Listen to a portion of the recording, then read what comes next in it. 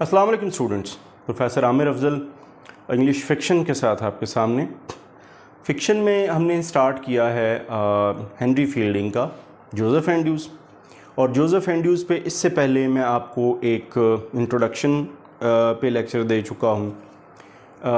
एक video lecture इससे पहले मैं दे चुका हूँ, इसकी जो हाफ समरी है।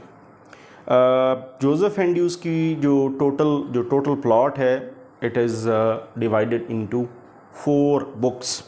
ये 4 बुक्स में डिवाइडेड है। 2 बुक्स की हम समरी इससे पहले डिस्कस कर चुके हैं, तो आइए देखते हैं कि इसकी जो 3rd and 4th बुक है उसमें आगे क्या होता है। याद रहे कि मैंने ये बताया था कि ये जोसेफ एंड्रयूज़ की कहानी है। जोसेफ एंड्रयूज़ एक टाइटल कैरेक्टर है। हेनरी फील्डिंग ने एक मेल कैरेक्टर लिया और ये फॉलो कर रहे हैं रिचर्डसन का पामीला में रिचर्डसन ने फ़ीमेल वर्जिनिटी और फीमेल चेस्टिटी पे बात की थी, तो हेनरी फील्डिंग ने सेम फार्मूला अप्लाई किया मेल चेस्टिटी और फीमेल वर्जिनिटी पे। तो उसमें हमने इससे पहले मैं रिकॉल कर दूं तो इससे पहले जोसेफ एंड्रयूज़ एक ऐसा लड़का है जो कि 15-16 ईयर्स जिसकी एज है, और वो लेडी बूबी और थॉमस बूबी के यहाँ रह रहा है। और थॉमस बूबी की डेथ के बाद लेडी बूबी और मिसेस स्लिपस्लॉप जो उनकी मेड होती है, उनकी चीफ मेड कह लें, तो वो दोनों मिलकर उसको सेड्यूस करने की कोशिश करती हैं। वो उनकी बात नहीं मानता, वो घर से निकाल देती हैं। फिर वो घर से निकलता है। फिर आगे पार्सन एडम्स के साथ उसका सफ़र जारी है। फैनी उसकी बचपन की दोस्त है जिसके साथ उसको मोहब्बत है, उसकी बिलवड।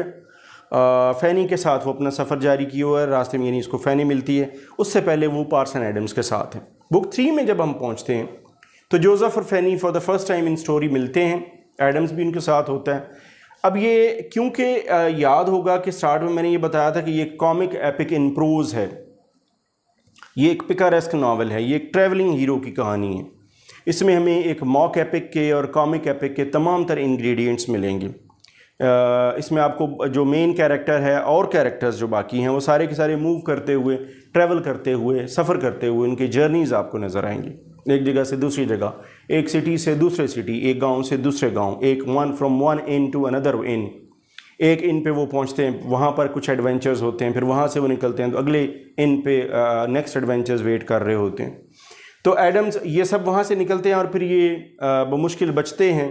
तो ये एक बड़ा ही नेक दिल आदमी होता है जो उनको पनाह देता है, जिसका नाम मिस्टर विल्सन होता है। अब यहाँ पर मिस्टर विल्सन के साथ बड़ी लॉन्ग डिबेट और बड़ी लॉन्ग डिस्कशन होती है पार्सन एडम्स की, जिसमें विल्सन अपनी ज़िंदगी का फ़लसफ़ा और अपनी लाइफ की हिस्ट्री बताते हैं।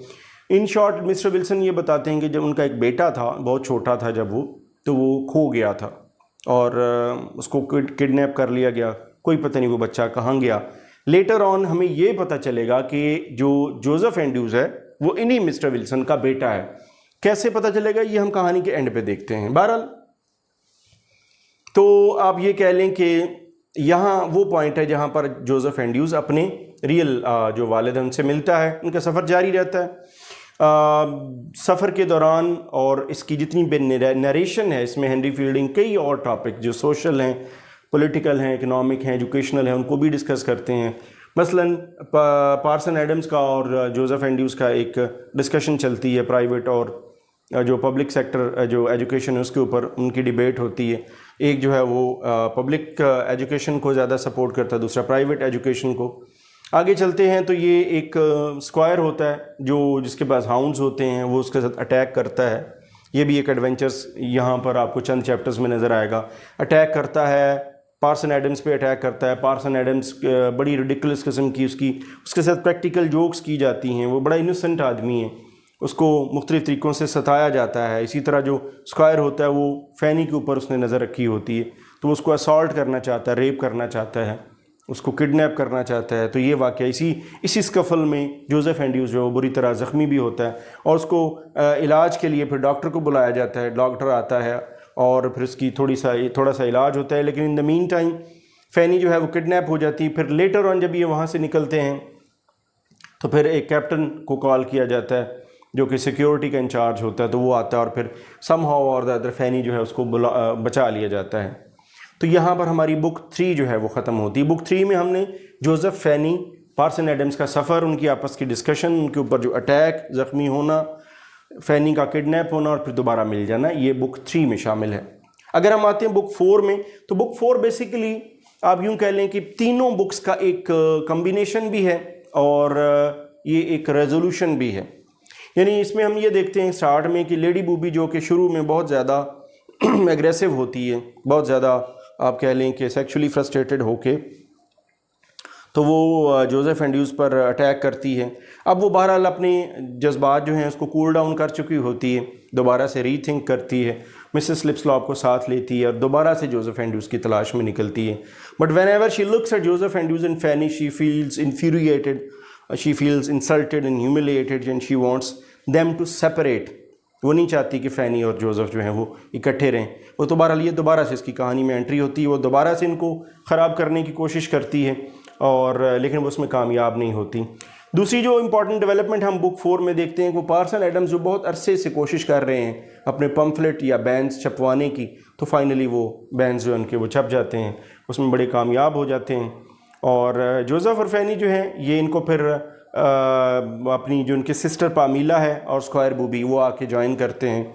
अब ये छोटे छोटे यहाँ चैप्टर हैं जिनमें बहुत ज़्यादा लंबी चौड़ी डिटेल नहीं है, लेकिन ये एक आप यूँ कह लें कि ये कहानी का वो हिस्सा है जिसमें आपके प्लॉट के सारे कैरेक्टर्स जो हैं, इंपॉर्टेंट कैरेक्टर्स, वो एक जगह इकट्ठे होना शुरू हो जाते हैं, क्योंकि यहाँ पर कहानी का रेजोल्यूशन होता है, यहाँ पर कहानी ख़त्म होती है और कहानी का जो एंड होता है, जो क्लाइमैक्स होता है या फिर उसके बाद एंटी क्लाइमैक्स वो आता है। सब कैरेक्टर्स एक जगह इकट्ठे हो जाते हैं और फिर वहाँ पर एक पैडलर आता है जो कि बहुत पुराना एक ओल्ड मैन होता है जो इन तमाम कैरेक्टर्स को पहले से जानता है, जो कि ये जानता है कि जोसेफ एंड्रूज कौन था, जोसेफ एंड्रूज किस तरह का था, जब छोटा सा था तो उसको अगवा किया गया, किडनैप किया गया। मिस्टर विल्सन भी पहुंच जाते हैं। तो फिर वो अच्छा, एक वक्त में ये भी एक ख़तरा पैदा हो गया कि जो फैनी है वो और जोसेफ जो हैं वो बहन भाई हैं, लेकिन बाद में फिर ये पता चलता है कि फ़ैनी के पेरेंट्स वही हैं जो गैफर एंड गैमर हैं, जबकि जो ओरिजिनली जो उसके पेरेंट्स हैं जोसेफ एंड्रूज के, वो मिस्टर विल्सन है। वो पता चलता है इसलिए कि उसकी जो ब्रेस्ट है या उसकी छाती के ऊपर एक स्ट्रॉबेरी मार्क होता है, तो वहाँ से वो आइडेंटिफाई कर लेता है पैडलर, और इस तरह से हमें ये पता चलता है कि जोसेफ एंड्रूज जो है वो विल्सन का बेटा है और फैनी जो है वो गैफर एंड गैमर ने पाली है, वो उनकी बेटी। तो इस तरह से उनका आपस का जो आखिरी जो एक लव रिलेशनशिप है वो हैप्पी एंडिंग पे ख़त्म होता है। ये कहानी यहाँ ख़त्म होती है। तीसरे और चौथे में हमने जो पहले दो बुक्स की जो आप ये कह लें कि एक राइजिंग एक्शन था, वो हमने फॉलिंग एक्शन और एंटी क्लाइमैक्स और क्लाइमैक्स की तरफ जाता हुआ देखा। यहाँ पर कहानी एंड हो जाती है, but basically it was a comic epic, एक ऐसी कहानी थी जो कि ट्रैवलिंग हीरो की कहानी थी जोसेफ एंड्रूज, और ओरिजिनली एक मोरालिटी बेस्ड नावल था, और ये उस वक्त की मोरालिटी को शो करता है, 18th century morality. Originally it was a parody, but later on Samuel Richardson की पामीला को पैरोडी करते करते हेनरी फील्डिंग ने बहुत कुछ नया भी इसमें इंट्रोड्यूस करवाया।